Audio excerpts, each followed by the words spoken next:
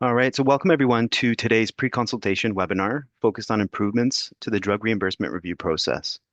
This webinar will share upcoming procedural changes and proposed improvements that we aim to introduce to continue modernizing drug reimbursement reviews. This webinar is a pre-consultation event for all parties with an interest in drug reimbursement reviews. My name's Sam Sutherland. My pronouns are he, him, and I'm an engagement officer here at Canada's Drug Agency. So I'll be your host for the day. Bienvenue à tous à notre webinaire avant la consultation sur les améliorations au processus d'examen en vue du remboursement.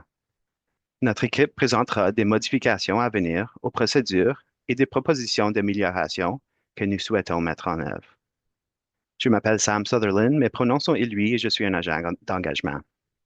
Le webinaire aujourd'hui sera en anglais seulement, mais je vous souhaite un gros bonjour à nos participants francophones. I am speaking to you today from Ottawa, located on the traditional unceded territory of the Algonquin Anishinaabe Nation. The Algonquin Anishinaabe Nation have been the keepers and stewards of this land for thousands of years, over many generations. I'd like to encourage you all to think about where you live, work, and play. Take a moment to acknowledge the peoples who traditionally occupied, who sustained, and who continued to care for the land that you call home. As we give it a moment for folks to arrive, I'll just go over a few quick housekeeping items. Today's presentation is being recorded and will be posted on our YouTube channel tomorrow. We'll be sending a link to all those that registered for the webinar today, a link to the recording. The information presented during the virtual event will be further described in a consultation document that we're going to be posting on our website on January 29th, 2026, so tomorrow, for feedback from interested parties. So as I mentioned, my name is Sam. I'll be your host for the session. I am joined today by Peter Dyrda, our Director of Pharmaceutical Reviews, Michelle Gibbens, our Director of Engagement, and Laura Weeks, our Director of Health Technology Assessment. So our goal for today's session is really to inform interested parties of our pharmaceutical reviews program process and procedural changes to be applied next fiscal year, as well as introduce details of the written consultation period for these changes. We'll also have an opportunity for Q&A before we close off the session. We should have time for several questions from the audience. You can submit questions at any time by clicking on the little box in the ribbon with the Q&A at the bottom of your Zoom screen.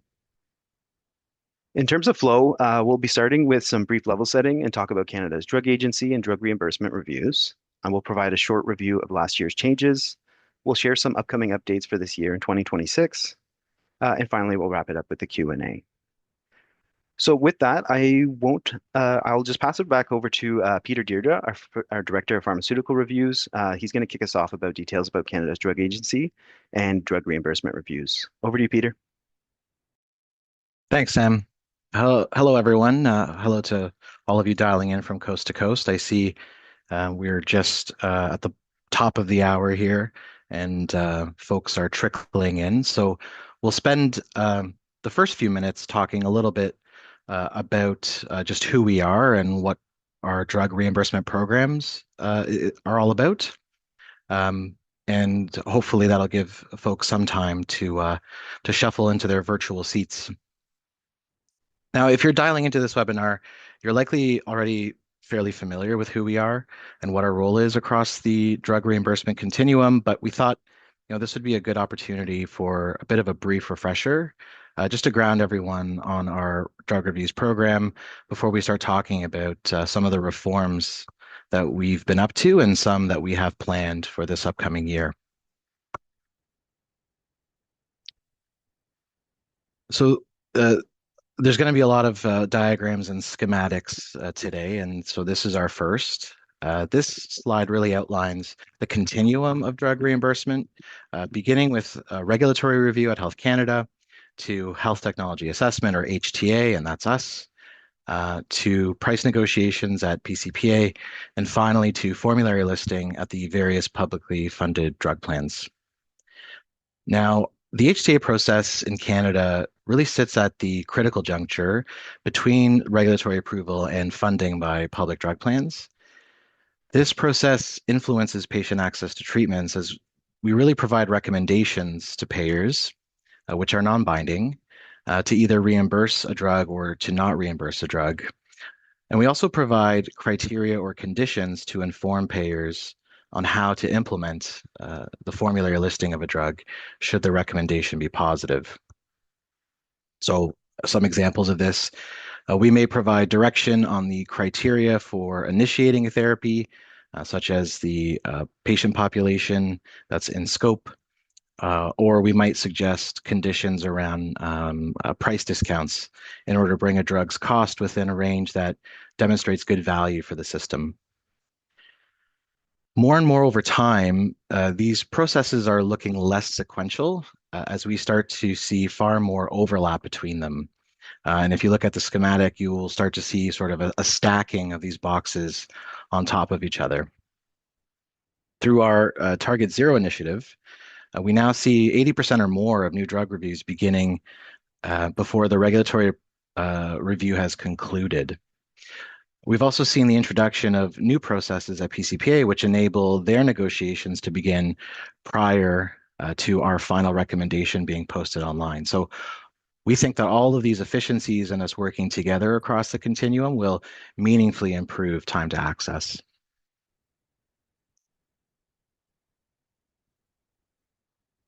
For our next schematic, just digging into our drug reimbursement review process itself, it really begins with clinical and economic evidence, which is supplied by a sponsor, which sometimes we use the term sponsor. It mostly refers to drug manufacturers. There are cases where it could refer to a group of clinicians in oncology or a tumor group, but their sponsors are mostly manufacturers, so you'll hear us use those terms sometimes interchangeably. We'll then seek inputs for the drug under review from various interest holders, spanning from open calls for input from patient and clinician groups, and we'll get direct insights from public drug plans and manufacturers. So once we have these materials in hand, our review team here at Canada's Drug Agency creates reports that summarize and critically appraise the clinical and economic evidence, which is then used by an independent arm's length expert committee made up of clinicians, patients, ethicists, sometimes economists, to provide a recommendation and criteria and conditions for reimbursement, which is then summarized in a separate report known as our recommendation report. We have 3 drug committees, FMEC, CDEC, and PERC, all of which have a different focus area. Sometimes we hear questions about why we go through this exercise for files that already have a regulatory approval. Should that not be sufficient for payers to make their decisions? But I think it's important to note our scope for reviews is in fact quite different from a regulatory perspective. Regulatory agencies like Health Canada are looking to assess whether a drug is safe and effective in order to be sold in the country, whereas we really ask whether a payer should consider purchasing the drug, given that it is now available for sale. So this is inherently a question of whether the drug provides good value. Now, of course, value is contextual and can be perceived differently from different perspectives. And that's exactly why it's critical for us to seek input from various interest holders and compare the drug under review against other relevant treatments, or assess the drug against a threshold of what would be deemed clinically meaningful. And this is where we start to get into some of the technical acronym soup like QALYs and MIDs, but just from a general standpoint, value is really the key thread that we're assessing, and that's not in scope for regulatory bodies.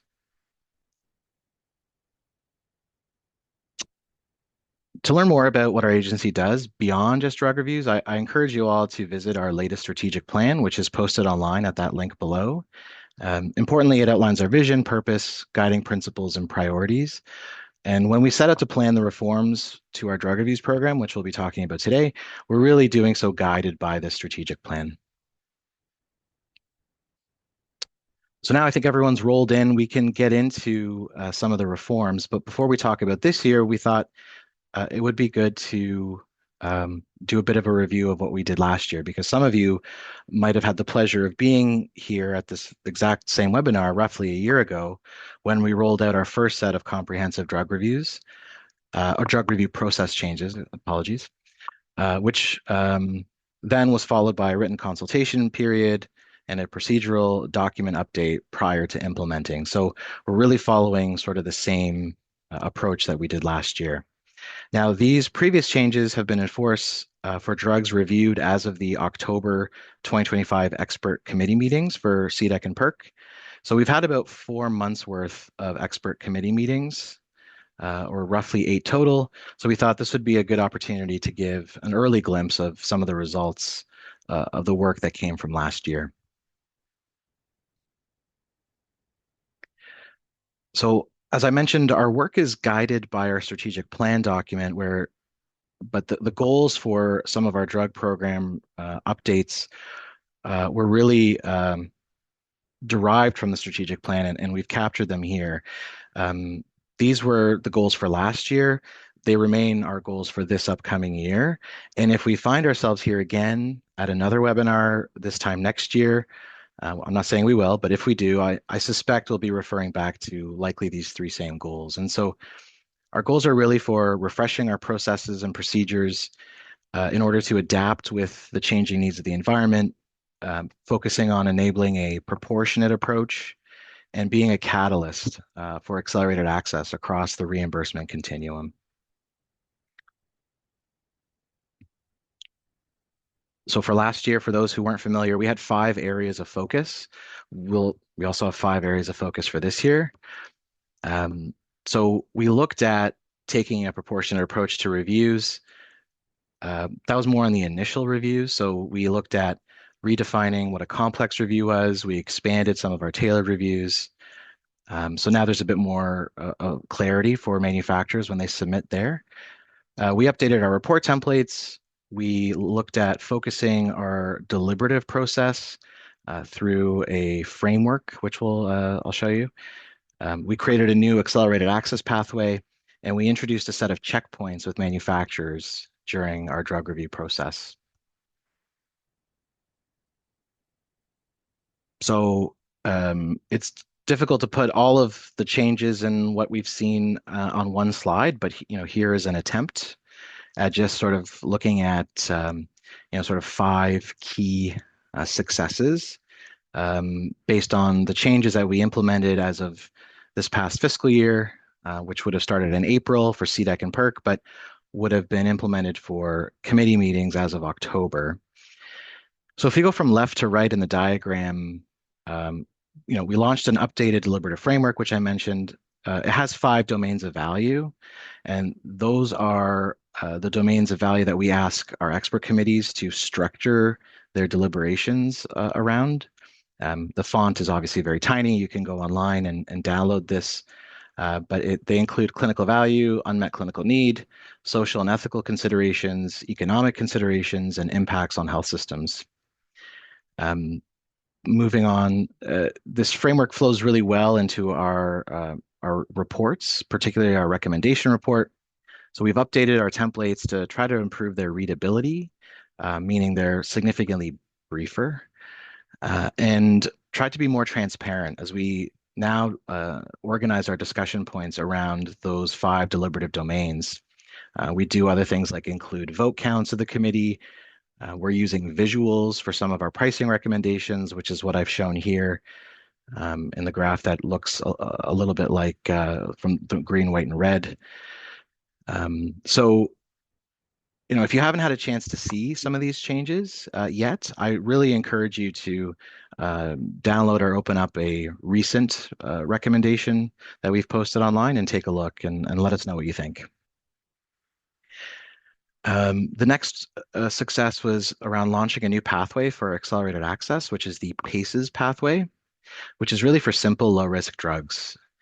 So far, we've initiated 3 of these reviews to date. So manufacturers have to apply for this process. We don't triage any file to PACES.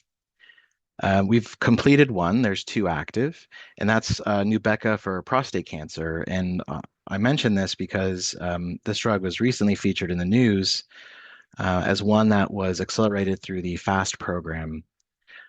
So we contributed to that through the PACES program, where the file was reviewed by us in 120 calendar days.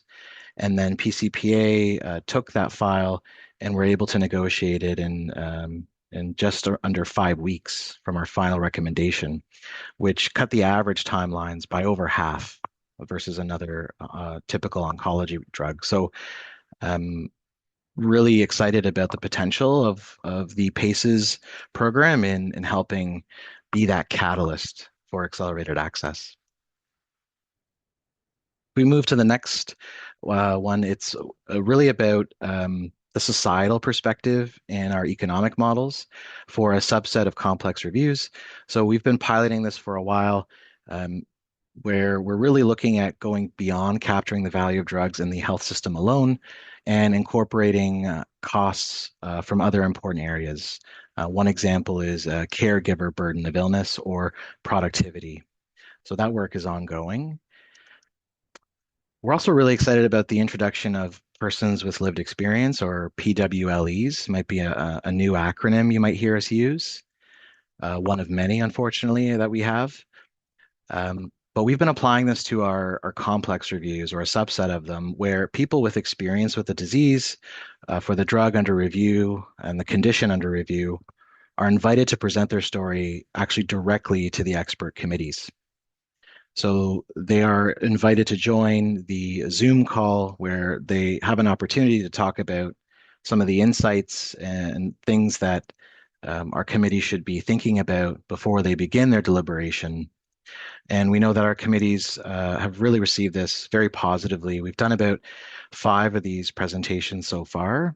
And I know our committee members really appreciate the opportunity to also be able to ask the person with lived experience questions and really understand sort of the human side of their condition. And finally, we formalized touch points that we have with manufacturers during drug review to 5 distinct phases, each with their own specific scope.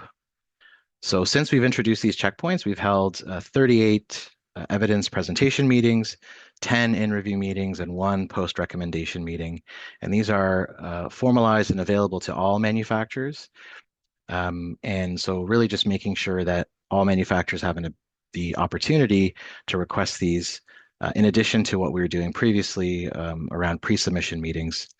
And really this has brought in, I think, a lot more consistency in the requests we're getting versus previous years. So we're very happy with that process.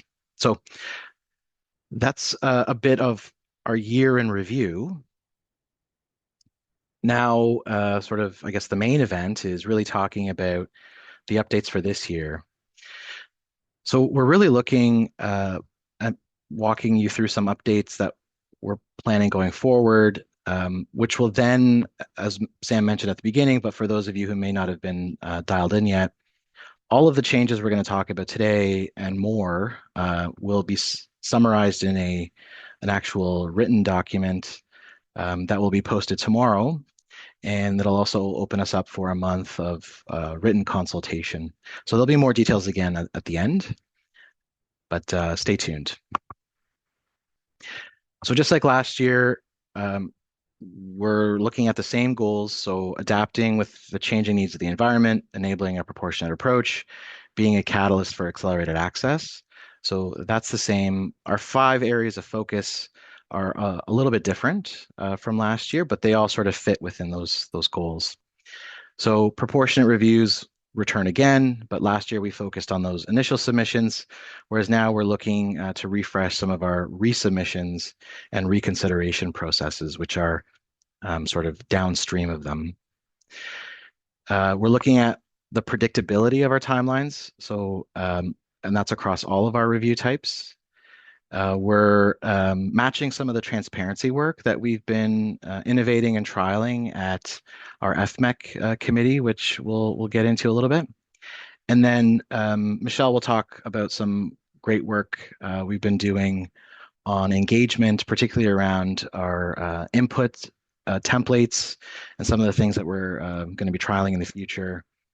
And finally, Laura will talk also a little bit about how we're enhancing our reports for testing procedure assessments, which is around devices and diagnostics. So if you remember one of the first slides I showed, one of the first schematics sort of had everything organized by inputs, throughputs, and outputs. That's typically a way we try to show or demonstrate how all these pieces sort of fit together, or how the Lego pieces fit relative to one another. Um, so here we've taken the 5 areas of focus and just plotted them sort of against these streams of input, throughput, and output. And so we'll go through them in this order. So I'll talk about the first 3 before I pass it on to Laura. And so the first one, we'll start with our proportionate reviews. And so proportionate reviews falls within our input stream. So, these are a set of different review types. As I mentioned, this year we're focusing on not the initial reviews like last year, but sort of the downstream reviews, which are resubmissions and reconsiderations. So our goal for proportionate reviews is really to focus on streamlining these process to try to improve their efficiency, transparency, and predictability. So really what we want to do is we want to make sure that when we're taking a proportionate approach, we're really being fit for purpose, which you might hear me say a few times later. But before I describe these proposed changes, of course, we want to show you another schematic. I want to ground us in this sort of simple schematic of what, it sort of follows what happens in the life cycle of a drug review. So after the committee deliberation, we craft a draft recommendation report. And at that point, the recommendation would be finalized, which happens about 80% of the time or more. Unless a manufacturer requests a reconsideration, which would actually send it back to our expert committee to look at it again, which happens around 20% of the time. Most of that is for our do not reimburse recommendations, but actually sometimes it does happen even for a positive recommendation if there's a disagreement with the criteria or conditions. Now, once it goes to final, regardless of the outcome of a reconsideration, manufacturers always have an option to file a resubmission or a reassessment, and so long as there's new evidence. And that's only, of course, if they're not satisfied with the results of that initial deliberation. So it's sort of a nice overview of the current process. And so what this means is that there are really 2 opportunities for re-examination for drug reviews. The first is after the draft recommendation via a reconsideration, and then the second opportunity is after a final recommendation. The challenge with having 2 points for re-examination is that the first point requires a process to allow manufacturers to consider whether they would or would not like to request a reconsideration. And that process does take time, but it only happens about 20% of the time or less. So really what that means is that 80% of files could have potentially moved more efficiently right to final recommendation if they didn't have to wait. And then for those 20% of files that do undergo reconsideration, it adds on average about 100 calendar days to the review. But from an operational standpoint, the challenge really becomes one of resourcing as our staff get resourced on a subsequent new review that comes through. But more importantly, the clinical experts that we contract with externally, they also have tended to move on to other projects. So these sorts of extensions do create some scheduling challenges. Furthermore, the reconsideration process, as it stands now, it's not necessarily up to the same standards of our usual processes. So for example, there is a bit of a lack of transparency in the review report that goes to reconsideration, which if we follow the current process, would be sent to manufacturers for comment and then published online, but this doesn't happen in the current process. The current process also does not allow for a formal call for patient and clinician group input. Rather than that, what we do is we take the feedback from those groups on the draft recommendation and repurpose it to act as input for the reconsideration process. But some of the challenges with that is that feedback is collected under fairly stringent timelines. It's only a couple of weeks. And it wasn't really designed to address reconsideration specifically. So the engagement on that process doesn't necessarily seem fit for purpose.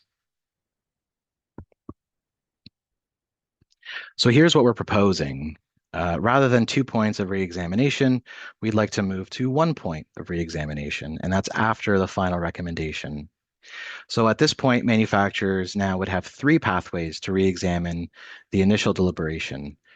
Reconsideration, which we would do at the same time frame as one of our tailored reviews like PACES, a streamlined resubmission, which we would do faster than a standard review, or a standard resubmission. And I'll get into a little bit more details on what we're actually proposing for all 3 of these streams. So we'll start with resubmissions themselves. We're going to go from one resubmission process and split it into 2 distinct paths, a standard path and a streamlined option. So the standard resubmission, it's going to continue to look a lot like it does today, where there's an opportunity for manufacturers to submit lots of different types of clinical evidence, whether they be new trials or real world evidence or an indirect comparison, et cetera, and new economic analyses. What we're introducing that's new is a streamlined resubmission, which we can complete under accelerated timelines, which will focus on an abbreviated application package. So really what we're looking for is a single source of clinical information and no updated economic evaluation. So we can do this on a bit of a faster timeline and a bit of a reduced fee. And this is something we've actually piloted in the past year, and we found it to be a really efficient approach to re-examining files.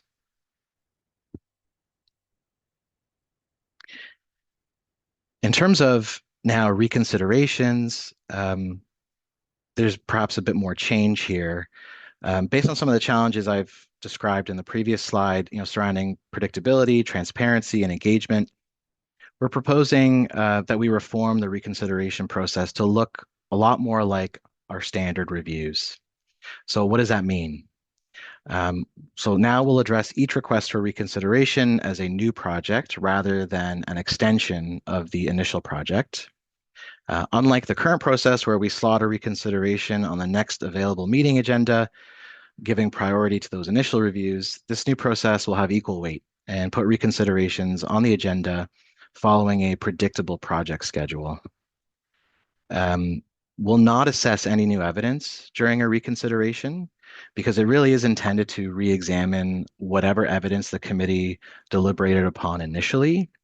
And this is really to ensure consistency, as the current process that we use now, it's resulted in some uncertainty for manufacturers as to when new evidence is allowed to be introduced during a reconsideration. So now, if a sponsor or manufacturer would like us to assess new evidence, they can simply file it as a resubmission at that single point of reexamination. So we'll improve the transparency of the process. So now the way we'll do that is we'll post our review reports online. We'll also post the sponsor's arguments for why they filed for reconsideration, and manufacturers will have an opportunity to comment on our review reports, which they have not had to date. There will also be a specific open call for input from patient and clinician groups with this process, which will actually have a customized template specific to reconsiderations being fit for purpose. And that'll allow groups to voice any concerns over the initial deliberation, which can supplement their initial input. Now, this is entirely voluntary, but we think it would be quite important. So we think this change to reconsiderations is important and will address our goals for a program renewal. Along with implementing changes we received over the past year from one of our procedural review panels. So these changes will help us with predictability, transparency, engagement via input from patient and clinician groups, and all of which are critical to our review processes. So moving on to the second of 5 areas of focus. Now I'll spend a little bit of time on the predictability of timelines. And going back to our schematic of how all the pieces fit together, we're not just focusing on one of the streams of input, throughput, output, but predictability of timelines cuts across all of them. So our goal for this area of focus, it's really an ambitious target to complete a drug review, start to finish, from initiating the review to publishing a final recommendation within 180 calendar days. And we want to do that to align our efforts to provide a predictable process and support timelier patient access to new drugs. So our performance metric, which some of you may or may not have heard of, requires us to complete reviews up to our draft recommendation within 180 calendar days. Otherwise, we pay a refund of part of the fee we collect from manufacturers, and that performance metric will stay as it is, but we're condensing our target processes even further, as I'll explain. So more schematics, but before I discuss our process timelines and those proposed changes, I thought it'd be good to sort of ground ourselves in some of the terms we use and some of the steps of a drug review. So to start a review, it looks a little like this, where we receive an advance notification from a manufacturer that a review is coming. It's about 48 days. All of this will be in calendar days. So some of these numbers you may not be familiar with because some numbers in our procedures we post as business days, but everything we're talking about today is calendar day. So about 48 calendar days before a submission, a sponsor will give us advance notice, and then roughly a few days after that, we'll post an open call for patient and clinician input, which is open for about 56 calendar days. Once we receive the submission, we'll begin a 15 calendar day screening period where we go back and forth with the manufacturers just to ensure the dossier is complete and we have what we need to begin our review. Right now, with 15 days, we're really just looking at completeness of the dossier because it is a fairly limited screening window. So what ends up happening is we will still get some back and forth after the review begins, but that tends to eat into some of our review timelines. So after we've initiated the review, this schematic demonstrates what happens once the clock starts. So the area in blue is just a bit of a summary of after our review started, what kinds of things we get up to in terms of making our review reports, going back and forth with sponsors for comment on those review reports, going to expert committee, and then actually drafting the recommendation reports. And so we target to finish all that in 145 calendar days. And that's actually what we're held to as far as our performance metric of 180. Now, if you look at the dark gray portion, there are about 60 calendar days from the draft recommendation being sent to the manufacturer to when we post the final recommendation online. And that process brings the total to a target of about 205 calendar days. So now what we're proposing is the schematic at the bottom of the slide. And I know it's a very busy slide, so we'll break all this down into chunks in the subsequent slides. But what I want to point your attention to is that what we're proposing is really to extend the open call for patient and clinician input. And that's based on some feedback we've heard from patient and clinician groups over the past year. We're then looking to make a bit of a modest change in that dark blue section by just shaving 5 calendar days versus status quo from 145 to 140 days. And sort of the more significant shift is in that gray area. So those boxes, we're looking to condense the time to finalizing our recommendation in an embargo period of just 40 calendar days, which reduces 20 calendar days from status quo.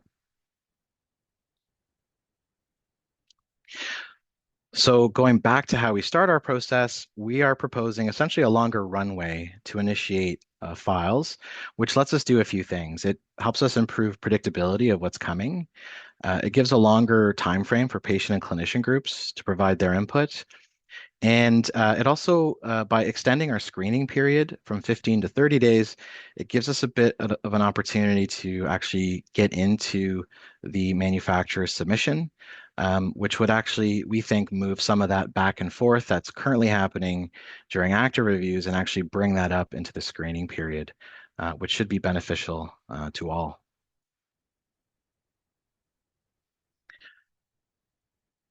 So as I said we would chunk this out. So we'll get into the details a little bit in these three phases. There's the initiation, the review phase, and then the completion phase. So when we look at the initiation phase, as I mentioned previously, we're giving some longer runway and increasing the advance notification time from 48 to 80 calendar days, which then allows us to increase the call for patient and clinician input from 56 to 88 calendar days. Instead of having submissions filed on a rolling basis on any day of the month, we are going to improve predictability by moving to a single day submission deadline each month. We think it just makes more sense to have a fixed deadline for submissions, given that our expert committee meetings are also held on fixed dates. And we're going to increase the screening window, as I mentioned, from 15 to 30 calendar days. And really, the aim of that is to reduce the number of back and forths in that dark blue area when we start to do the work. So we think this will benefit all interested parties. Patient and clinician groups will see an additional 32 calendar days to provide input, which is an increase of over 50% versus status quo. This will help alleviate some of the stress on not only our reviewers, but on manufacturers, as there tends to be a lot of pressure to generate additional information requests. They tend to be under duress when they happen during an active review versus under a screening period where there's perhaps a bit more flexibility. And then earlier advance notification is going to help drug plans with their resourcing. And this will actually put us in line much closer with the advance notification period for INES in Quebec. So harmonization of our processes. Now the review phase, it's only changing marginally by 5 calendar days. So there aren't really many remarkable changes here. We're just capturing some efficiencies in our shorter report templates, which means smaller documents to develop, review, and redact. Perhaps a more consequential change here is what we're proposing to do with files that we have been suspending for the long term due to regulatory challenges, such as files that receive a notice of non-compliance or an NON, or a notice of deficiency in NOD. So as I mentioned earlier, through Target Zero, 80% or more of our files come to us as pre-NOC, which means they're still under regulatory review. Now, this is a fantastic demonstration of a commitment to accelerating access, but sometimes files can undergo challenges during a regulatory review, which then results in their suspension during our process. Now, sometimes these suspensions can be quite short, but also there are other times where they can be quite lengthy, even spanning multiple years. And it's very difficult to keep a review resource spanning 3 calendar years as our staff and clinical experts get pulled into other work. It creates a lot of questions from patient groups, clinician groups, since a suspension tends to imply that a file can be restarted at any moment. Before an NON or an NOD, the minimum time for review at Health Canada tends to be about 300 plus days. So our proposal is to really go back to that presumption that a suspension is indeed temporary and not long-term. So what this means is that for files that undergo long-term regulatory hurdles, we're no longer going to suspend them, but we will cancel those reviews. Manufacturers can come back to us once they've cleared up any challenges they have with their file. And at that point, we will re-resource the file, which means a new project code, new staff, new clinical experts, but not necessarily a new fee. So this isn't about generating additional fees, but just about being able to release some of our resources. Now, the benefits here really for all interested parties is just around transparency and predictability. So what this proposal means is that now our suspensions will be consistent, meaning short-term only. Now, the completion phase. So this is where we plan to shorten our project schedules maybe the most versus status quo.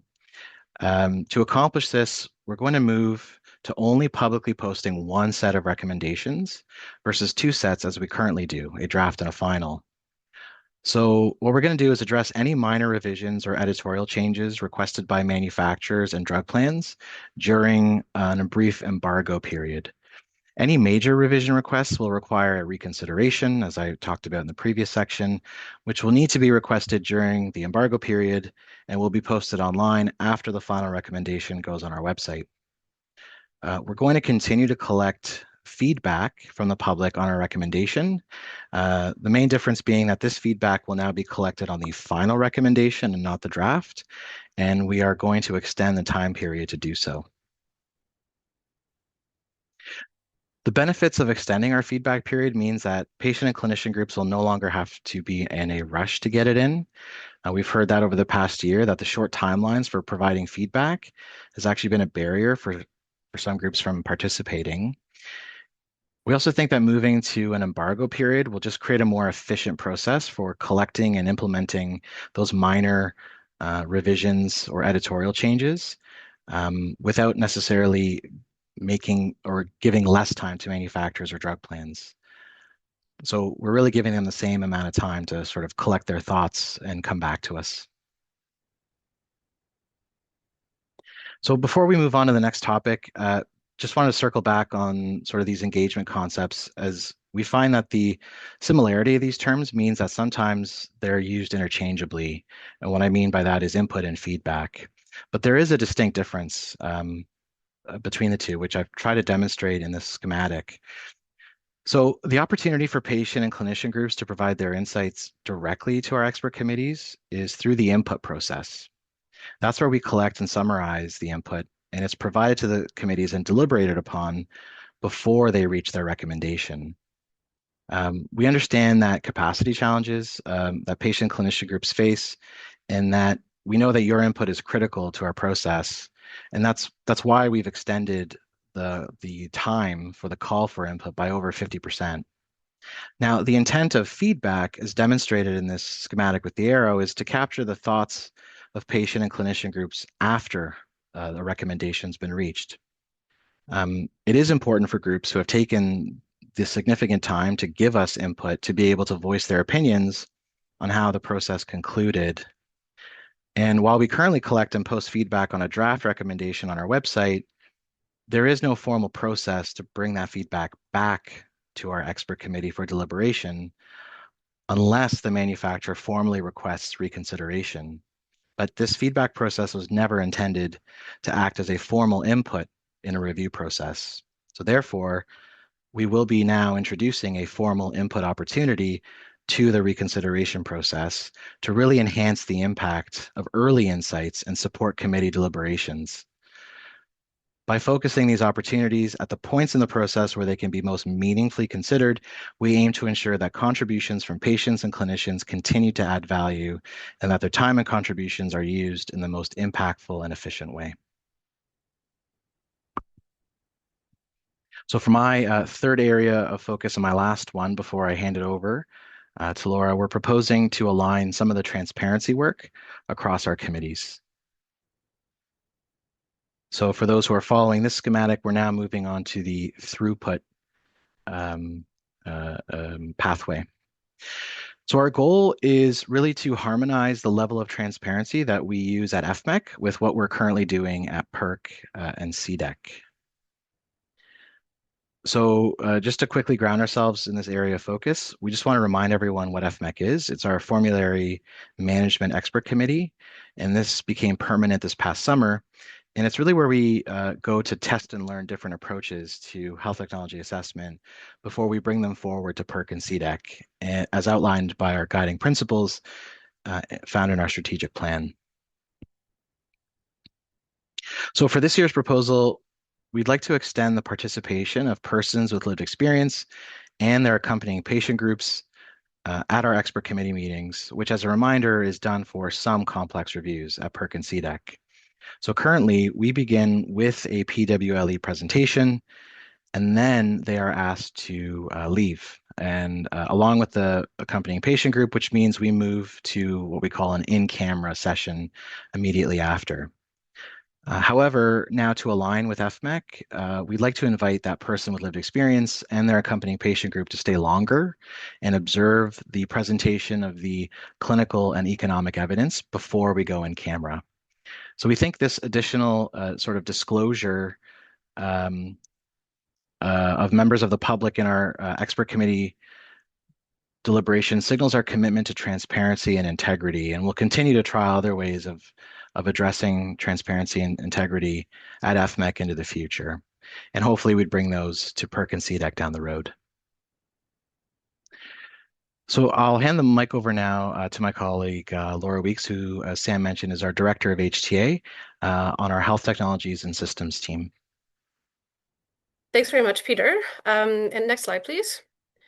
So just carrying on with the schematic that Peter had introduced, so I'm going to speak about the output element of this input, throughput, output process, speaking about a particular component of our reports related to testing procedure assessments. So the next slide, please. So in my role, I am responsible for overseeing the testing procedure assessment program. And our goal with the proposed enhancements that I'll present today related to the TPA program is to ensure that our work reflects the emerging drug landscape, trying to remain aware of the increasing testing related considerations for novel drugs and the consequent needs of our decision makers. Really, we want to aim to ensure that our work remains relevant for decision makers and to develop and refine our and future-proof our work in response. So first, I'm going to overview the broader goals of the TPA program and what we currently do, and then outline our proposed enhancements that you'll see as part of the consultation process. So first, as part of the TPA program, we introduced this in 2024 due to a growing acknowledgement that many new therapies are precision-based and therefore have important biomarker testing requirements to help ensure the right drug gets to the right person at the right time. Previous to the TPA program, we heard that health systems often did not have information to support readiness for equitable uptake of new drugs with novel diagnostic or other testing requirements. And so we introduced TPA to help fill that gap. So within the program, we produce a short report, which is included as part of the clinical section of reimbursement reviews or as a standalone report section to assess different domains of system level considerations related to testing requirements. These include such things like access to and availability of testing, along with considerations related to clinical value, patient and caregiver considerations, and cost considerations. So these TPA reports have initially primarily been for companion diagnostics, so those tests that are required to inform treatment eligibility. And what we've seen to date is this has represented about 1 in 5 drug reviews, although we have also conducted a few TPAs for what we are calling complementary tests, and I'll speak more on that in a minute. So the main aim of refining TPA as part of this pharmaceutical review program renewal, it's about enhancement. So it's not about altering or making any sweeping changes. We're building on the early stages of the program over the past year and taking learnings from a recent program evaluation we conducted with internal and external partners. So there's 2 main areas of refinement that we're proposing. The first is 2 eligibility criteria that will determine when we conduct a TPA, and the second is to refine the content. So first on eligibility, we want to conduct TPAs moving forward, not only for drugs with a companion diagnostic, but also not for all drugs that have a companion diagnostic.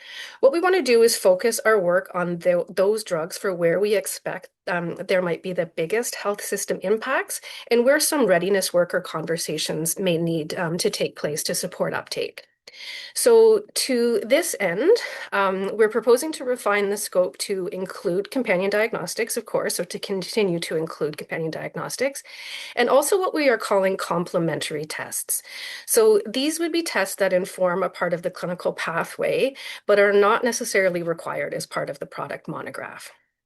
So again, our goal is to ensure that the focus of the program is on tests that are anticipated to have new health system impacts. I'm just going to get you to go back 1 slide. Okay, thanks very much. And with this in mind, drugs with routine companion diagnostic tests that are already part of standard of care will no longer have a TPA. And then just briefly, the second set of refinements are based on incremental improvements to our reports to help ensure that the content is aligned with our new CDA-AMC deliberative framework and continue to support committee deliberations related to unmet need, clinical value, social and ethical issues, and health system impacts. So these domains were already well covered in existing TPAs. They will be further enhanced and refined, but the overall structure and length and content of the report will remain similar. I'm now just going to talk through briefly the criteria by which we propose to determine eligibility for a TPA moving forward, and there are two. One that we are referring to as scope, and the second as relevance. So first, for scope, the drug under review must have either a companion or a complementary testing procedure. So this is a test that would be required to determine treatment eligibility, or a test that informs a different part of the clinical pathway, but is not necessarily required as part of the product monograph. If a drug does not have any such related testing procedures, we would not conduct a TPA. And if it does, we will assess the scenario based on the second relevance criteria.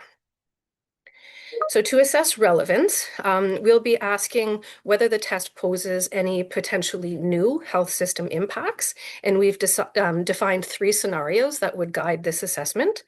The first is whether this would be a new test across jurisdictions, so not currently funded in any jurisdiction or would require new adoption and funding for integration into clinical practice.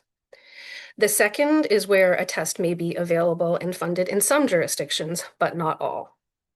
And then the third scenario is when the test is available and funded, but not for the indication for the drug under review.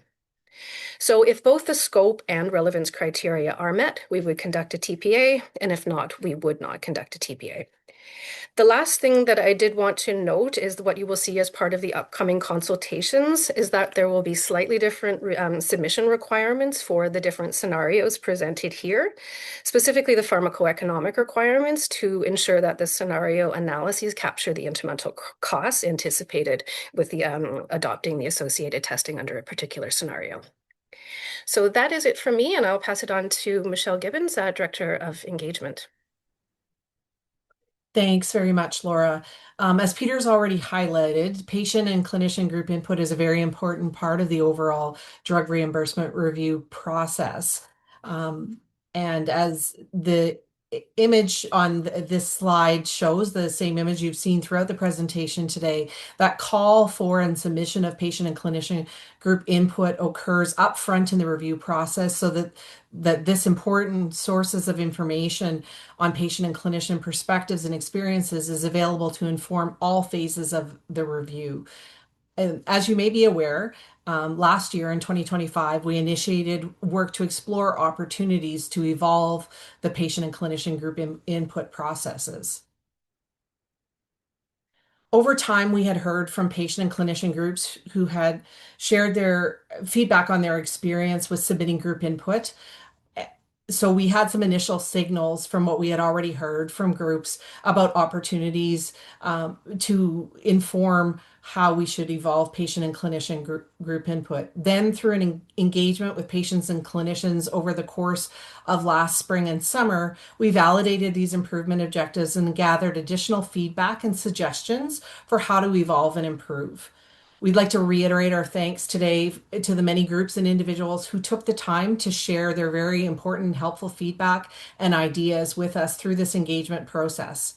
Now, informed by what we heard, we are moving forward with actions to address our aim to make it easier and less resource intensive for patient and clinician groups to contribute their perspectives to drug reimbursement reviews, and also for them to know how their input informs and shapes deliberations and the development of recommendations. The actions that I'm about to share are in progress, so not included within the scope of the consultation and other changes already presented by Peter and Laura. However, we did want to take a few minutes today to update you on these other changes beyond the one to the input process, beyond what Peter has already highlighted about patient and clinician group input and feedback. The improvement goal that I spoke to a moment ago has been validated by the patients and clinicians who we heard from through our engagement process. And we've also connected with Canada's Drug Agency review teams and expert committees to ensure that changes will enable them to have the information most needed from patient and clinician groups to inform the review and deliberation. I will now briefly outline two changes that we are moving forward to implement, as well as two additional engagement approaches that we'll be testing, beginning with some reviews going to the Formulary Management Expert Committee. As Peter described, or this FMEC committee previously, that is the process that we use to test innovations, and you may recall that was a similar process that was used in advance of introducing persons with lived experience presentations to complex reviews at the Canadian Drug Expert Committee and Pan-Canadian Oncology Expert Review Committee. There had been a period of testing those presentations at Formulary Management Expert Committee meetings. And so we're looking to, as we move forward with other innovations, to test that. So here's what we're moving forward with. First, in order to align input to the deliberative framework, we are updating the input questions in the group input submission templates. We anticipate that this will increase the clarity about the input needed to support evidence appraisal and committee deliberations and recommendation development. And an updated patient group input template has been completed and will be launched and available on our website this week. So you can look for an announcement before the end of the week, and the information will be available on our website. We are also beginning to work to similarly update the clinician group input template and expect to launch an updated clinician group input template this spring. In addition, I also want to acknowledge that in addition to updating the input questions which frame the content of the input submissions, we also heard about the opportunity to make the process easier and more user-friendly by moving away from the current Word template format to an online format. We are currently investigating and developing options and are planning to move forward with some testing of this format, so you can expect to hear future updates on that front as well. And then the second point as we move forward with these updated input templates is that we are also updating the guidance and resources available to support groups who are preparing and submitting input. This is something that we also heard through our engagement process about needs related to this. As the new patient group input template goes live tomorrow, is available on our website tomorrow, you will also find some initial updated and new resources to support groups in preparing input submissions. There will also be information on the website about how groups can connect with a member of our engagement team if there are questions or a need for guidance on the process. Over time, we also expect to introduce some additional resources and education opportunities informed by what we heard from groups would be helpful. So as I mentioned earlier, we are looking to test some new approaches, and through our engagement process and informed by practices in other HTA organizations, we've identified some new approaches to address the improvement goal of making it easier for groups to contribute and know what input is needed. For patient input, we are currently in the process of beginning to test a direct engagement approach where members of Canada's Drug Agency engagement team are facilitating group discussion with representatives from patient groups. The discussion will focus on the questions aligned with the deliberative framework, and a summary of the discussion will be prepared by Canada's Drug Agency, with participants having an opportunity to confirm accuracy and completeness before it's provided to the expert committee as a source of patient input for the review team and the expert committees. As with other innovation tests, we are trying this with some reviews at the Formulary Management Expert Committee, and intend to seek feedback from the patient groups who are involved in those tests, as well as the expert committees, before considering if and when this approach might be used beyond these initial tests. For clinician input, we are currently in the early stages of exploring the potential to develop and test an approach for group input questions tailored for specific drug reviews, so clinician groups' efforts can be focused on complementing and expanding upon the available evidence and the contributions of the contracted clinical experts on the review. We don't have additional information to share about this at this time because we are in the early stages of exploring what might be feasible and appropriate to test, but did want to signal to you today that we've heard about this, need and opportunity and are actively looking to explore it. And anticipate that once we've identified something to test, once again, we would be, using our innovation sandbox of non-sponsored reviews and the formulary management expert committee as a mechanism to test that. So I hope this gives you a flavor of some of the things that we have in progress and are looking towards improving our mindset moving forward around the patient and clinician group input as part of the overall drug reimbursement review process is a continuous improvement mindset. Where we anticipate to continue to involve patient and clinician involvement, including these very important group input processes. So with that, I'll turn it back to Sam, who will outline the details for the consultation period and lead us into Q&A. Awesome. Thank you so much, Michelle. I know that's a lot of information to take in. Before we get into the Q&A, I will cover a few key takeaways and share some details about the consultation period we have coming up. So in terms of key takeaways, we're consulting on 4 proposed enhancements. So one, a streamlined drug reimbursement review process where we initiate a review and publish final recommendations within 180 days. We'll be consulting on new reconsideration procedures to improve predictability of timelines, increase transparency, and improve the patient input process. We'll be consulting on new resubmission procedures that will introduce a proportionate approach to expedite the review of select resubmissions. And lastly, we're consulting on new eligibility criteria for the assessment of a broader group of complementary testing procedures that better reflect precision-based therapies that Laura outlined. To give you an idea of our current implementation timeline for this work, so today we held the public webinar on process improvements on January 28th. Starting tomorrow, January 29th, all the way to February 26th, will be the written consultation period on proposed process improvements. Starting in March 26, 2026, we'll be providing an update to review procedures posted online. April 1st, of course, is the start of the new fiscal year. And then on April 22nd to the 24th, we do have our CDA AMC symposium. We will be holding a session on these changes as well. Advanced to May 2026, there'll be advanced notifications due for submissions filed in July. And the new processes and procedures effective date will be starting in July 2026. Submissions, meaning that it would be going to expert committee meetings, in December 2026. So just a few quick details about the consultation period. The consultation does run from the 29th to the 26th of February. You can visit the consultation page, which will be available tomorrow on the website to download our consultation document and complete the electronic feedback form.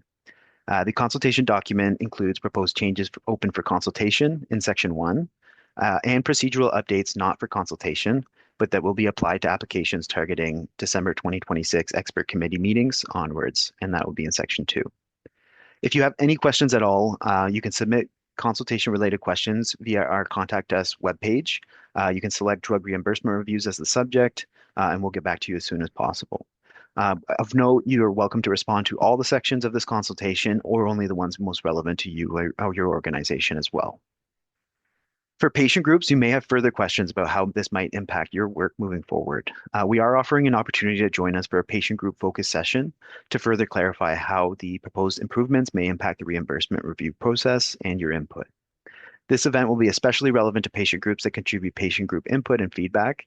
Peter and Michelle will provide a recap of the changes introduced in today's webinar, really with a focus on highlighting what these changes mean for patients, patient group input, and feedback opportunities for drug reimbursement reviews. You'll also have an opportunity to ask us more questions about these changes at that time. So this event's occurring on February 4th from 3 to 4 p.m. Eastern Time. It'll be online, and you can now register for the event on our website, or if you follow our social medias, there will be details shared for that. But again, you can go to cda-amc.ca/events to sign up. So thank you so much, Peter, Michelle, and Laura, for that overview. We do have a little bit of time for some Q&A. We've got a slew of them, and we've tried to answer some smaller questions, via the Q&A feature. But maybe I'd like to start with a question for Peter. Peter, I'd invite you to jump online. If a sponsor initiates a request for reconsideration during the embargo period, would you consider not publishing the final recommendation? And their comment was, similar to the current process in that regard. Thanks, Sam. Thanks for the question. So, no, we would publish the final recommendation at the allotted time within 180 calendar days. And what we would simply do, though, is when the final recommendation is published, the status of it would say that there has been a reconsideration filed. And so what that would signal to the public and importantly to PCPA and the different jurisdictions is that because a reconsideration has been requested, that final recommendation does not require any immediate action, given that there is a pending re-examination that's ongoing. So that has to be filed during the embargo period, and that'll also trigger the call for patient and clinician group input into that process. Awesome. Thank you, Peter. And maybe kind of a follow-up question. There's a few kind of related to this. Sure. How will feedback from clinicians and patient groups on a final recommendation be considered versus input on a reconsideration? Yeah, it's a good question. So really, when we look at feedback, feedback is an opportunity for patient and clinician groups to be able to state for the record whether they agree or disagree with the recommendation, whether it's the recommendation type, reimburse or do not reimburse, or any of the conditions or criteria within the recommendation.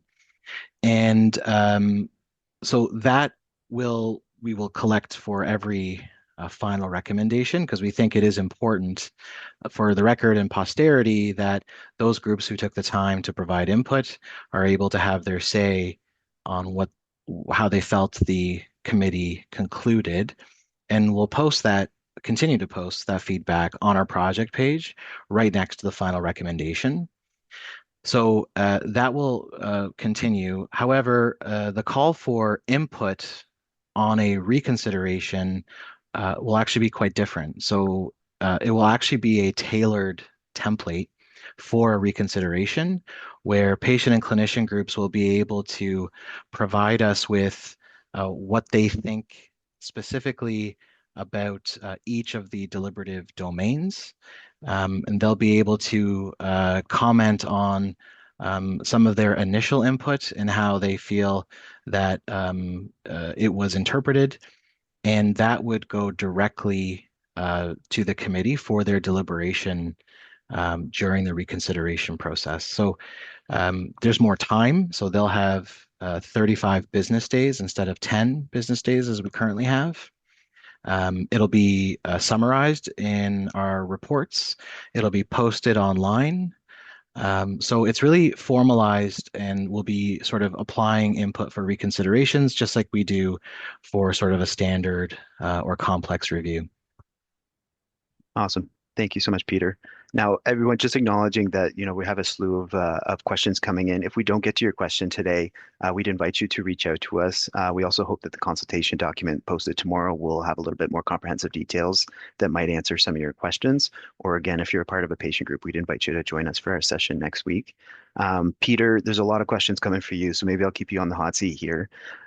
We have a question from the clinician group community. So for clinician group input, one of the main challenge is availability of data and information, especially for pre-notice of compliance files. Is Canada's Drug Agency planning to share more information with patient or clinician groups? More time for input is great, but it doesn't help address the lack of data or information. Yeah, it's a great question, and I feel the frustration. I think if there was a way for us to be able to share unpublished data with clinician groups, we would certainly be open to that conversation.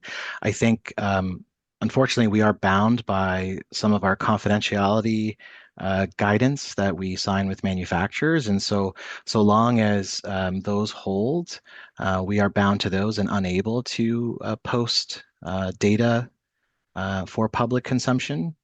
But I do think that that is an area of interest for us, for greater disclosure upfront and also fewer redactions when we post our recommendations down the line. Awesome. Thank you, Peter.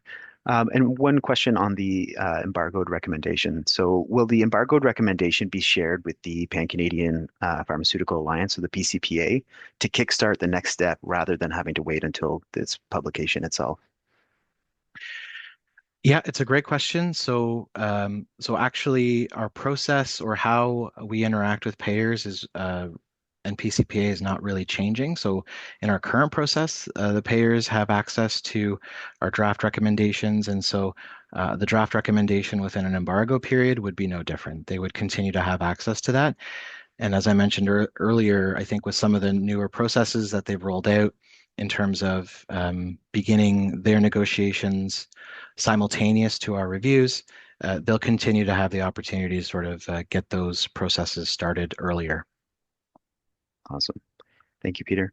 I think my last question before we run out of time here is back to you, Peter. So are reviewer questions still asked during the review phase, or will these only be asked during the screening phase? Also, does the sponsor receive the embargoed recommendation before the final rec, as they do with a draft? And thank you in advance. Yeah, so reviewer questions will still happen during the review. By extending the screening period, what we're hoping to do is try to limit the opportunity for those additional information requests to that early screening period and try to limit the need to require or ask those during the review. But if there are clarification questions, questions especially around the economic model, that process will continue. We're really just trying to reduce the number to try to make it easier for both manufacturers and for us. And then, yes, the draft recommendation will be sent at the beginning of the embargo period to manufacturers and to payers. So they will have an opportunity to review it for accuracy. They will have an opportunity to request any minor revisions or editorial changes. They'll be able to consider how the committee incorporated their comments, as well as the patient and clinician group input. And should they feel the need to file for a reconsideration during embargo, they have the option to do so, or they have the option to finalize the recommendation, just like they currently have. Awesome. Thank you so much, Peter. Just a reminder, if we didn't get to your Q&A question, unfortunately, we got so many that we won't be able to respond to all of them. But if you have any questions, once you see the consultation document, please feel free to reach out to us. And again, if you're a part of a patient group, we'd invite you to register for our information session next week as well. I just want to thank all of our speakers, Laura, Michelle, Peter, for joining us today. We really appreciate you sharing all this information with us. Thank you to our attendees for joining us to learn more about the drug reimbursement review process. Really appreciate you taking the time, and we're really happy to see so much interest in this work. Un gros merci à tous pour votre participation aujourd'hui. Nous apprécions le temps que vous avez pris pour nous joindre et nous sommes heureux de voir tellement d'intérêt dans ce travail. We'd invite you to please visit our website to sign up for our weekly updates, to be advised of the posting of the feedback document. Again, this recording will be found on our YouTube channel tomorrow on January 29th, and we will be emailing all those registered a link to the webinar as well. There is a post-event survey that you can click on the checkmark icon at the top of your screen if you're interested. But again, thank you all for engaging with us today. If you'd like to contact us, our contact details are on the screen for our social medias, as well as our requests at cdaamc.ca is the best email address to get a hold of us, and we can triage your request to the appropriate team. So with that, I think we can close the session. Wishing you all a great rest of the week. Thank you. Take care.